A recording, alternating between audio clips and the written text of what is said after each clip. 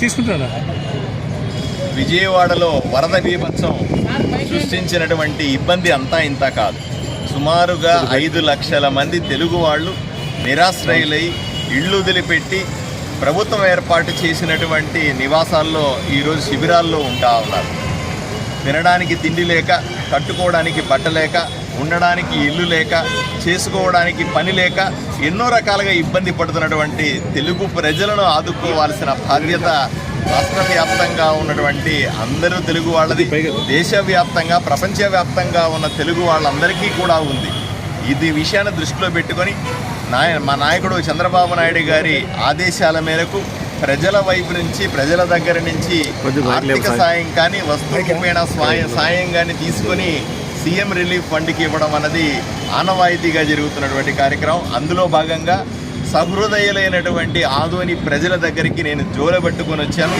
ఈరోజు తమకు తోచిన సాయాన్ని అందించి సాటి తెలుగు వాళ్ళను ఆదుకోవడం అని నేను విన్నవించుకుంటూ షాపుకు ఇల్లుకి ఒక వారం రోజుల పాటు నేను ఈ దానాన్ని స్వీకరిస్తాను. దీన్ని తప్పకుండా సీఎం రిలీఫ్ ఫండ్కు లేదా ముఖ్యమంత్రి చెప్పినటువంటి ఏ కార్యక్రమానికైనా సరే వినియోగించి అక్కడ తెలుగు వాళ్ళని కాపాడుకుంటాం.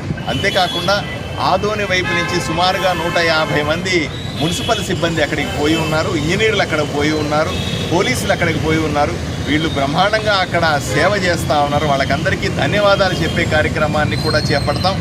ఈరోజు ఆదోని ప్రజల గౌరవాన్ని పెంచే విధంగా ఆదోని నుంచి వెళ్ళినటువంటి సిబ్బంది అంతా కూడా సేవా కార్యక్రమాల్లో నిమగ్నమై ఉన్నారు. వాళ్ళకందరికీ కూడా ప్రత్యేకంగా ధన్యవాదాలు తెలియజేస్తా ఉన్నాం.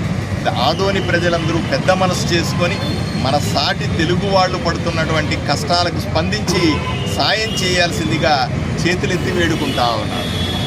వాళ్ళకి సాయం అందించాలి, ప్రతిపక్ష హోదాలో వాళ్ళు చేయాలి. భిక్షాటన మీరు ముఖ్యమంత్రి చెప్పినాడని చెప్తున్నారు, ఎందుకోసం చెప్పారు? వాళ్ళు ఈరోజు మా నాయకుడు చంద్రబాబు నాయుడు గారు రాష్ట్ర వ్యాప్తంగా ఉన్నటువంటి, దేశవ్యాప్తంగా ప్రపంచవ్యాప్తంగా ఉన్న ప్రజలందరినీ ఆదుకోమని పిలుపునిచ్చినారు. ఆయన ఇచ్చిన పిలుపు మేరకు మేము ప్రజల దగ్గరికి వెళ్తా ఉన్నాం. సాయం అర్థించడానికి, సాయం చేయడానికి ఈ పార్టీ ఆ పార్టీ అంటూ తేడాలు ఏమీ ఉండవు. అధికారం ప్రతిపక్షం అనే ఆలోచనలు ఉండవు. ఈ కులం ఆ మతము అనేది ఏది ఉండదు. మనిషికి కష్టం వచ్చినప్పుడు సాటివాడు సాయం చేయడం ఒకటే తెలిసి ఉండాలా. అంతకు మించి దీని గురించి ఆలోచన చేయవద్దని నేను మనవి చేస్తాను. ఇప్పుడు అందరూ ప్రకటించిన సార్ ఏ నిధికి పోతుంది సార్? అమౌంట్ సార్ లక్ష రూపాయలు ప్రకటించిన కూడా ఏదైతే ఆదోని ప్రజల నుంచి రాష్ట్ర వ్యాప్తంగా మనకు తెలిసిన పరిచయాల ద్వారా తీసుకున్నటువంటి డబ్బులందరినీ కూడా ముఖ్యమంత్రి సహాయ నిధికి జమ చేయడం జరుగుతుంది. సార్, ఆదోని ప్రాంతము చాలా వెనుకబడిన ప్రాంతం. ఇక్కడ ఒక విపత్తు తప్ప ప్రజలు అన్ని రకాలుగా నష్టపోయినారు, చాలా కష్టపడుతున్నారు. రోజులు గడవడమే చాలా ఇబ్బందిగా ఉంది. వ్యాపారాలు ఉన్నాయి కానీ నచ్చడం లేదు, ఉపాధి ఉన్నా కూడా సరిపోయేంత జీతాలు లేవు. ఇక్కడి ప్రజలు ఎప్పుడు కష్టాల్లోనే ఉంటారు. ప్రజలను ఆదుకోవాల్సిన ప్రభుత్వము మళ్ళీ ప్రజల మీదే పడి ప్రజలనే కష్టంలో పాలు పంచుకోమని కోరడం ఎంతవరకు న్యాయం? తప్పనిసరిగా కష్టాలు అందరికీ ఉన్నాయి, ప్రజలందరికీ కష్టాలు ఉన్నమాట వాస్తవమే. ఎవరికి తగ్గ ఇబ్బందులు వాళ్ళకు ఉంటాయి.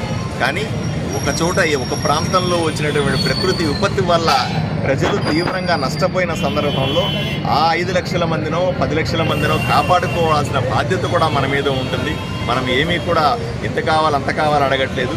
వాళ్ళ మనసు చాటమని చెప్తున్నాను. డబ్బులు ఇంత ఇవ్వండి అంత ఇవ్వండి అనే ఉద్దేశం కాదు, సాయం ఇంత చేయండి అంత చేయండి అనే ఉద్దేశం కాదు. పెద్ద మనసు చాటుకోండి. అక్కడ ఉన్న వాళ్ళకి మనం ఇచ్చే రూపాయితో వాళ్ళు బ్రహ్మాండంగా బతుకుతారని కానీ, మనం ఇచ్చే డబ్బులతో వాళ్ళకి అల్లి ఇల్లు కట్టించేస్తామని కానీ, మనం ఇచ్చే డబ్బులతో వాళ్ళకి సకల భోగ్యాలు ఏర్పాటు చేస్తామనే ఉద్దేశం కాదు. వాళ్లకు మనోధైర్యం వస్తుంది. ఎక్కడి నుంచో ఆదోని నుంచి పంపించినటువంటి సాయం వల్ల వాళ్ళకు మనోధైర్యం వస్తుంది. మానసికంగా వాళ్ళు ఎంతో ప్రశాంతత పొందుతారనే ఆలోచన గొప్పది. ఇక్కడి ప్రజలైతే దాదాపు 20 ఏళ్ల నుండి కష్టాల్లోనే ఉన్నారు. అటువంటి వాళ్ళ మీద మళ్ళీ భారం మోపినట్టు అవుతుంది కదా సార్? ఇప్పుడు ఎవరైతే ఇవ్వగలుగుతారో వాళ్ళని ఇవ్వమని చెప్తున్నా. ఇది ఏది కంపల్షన్ కాదు, ఇది తప్పనిసరిగా చేయాల్సిన కార్యక్రమం కాదు. ఎవరికి పెద్ద మనసు ఉంటే వాళ్ళు ఆదుకోమని అడుగుతున్నాం. దాతలు మాత్రమే ముందుకు వస్తారే తప్ప ఎవరి దగ్గరికి వెళ్ళి బలవంతంగా తీసుకునేది ఏముండదుగా. Right sir, okay.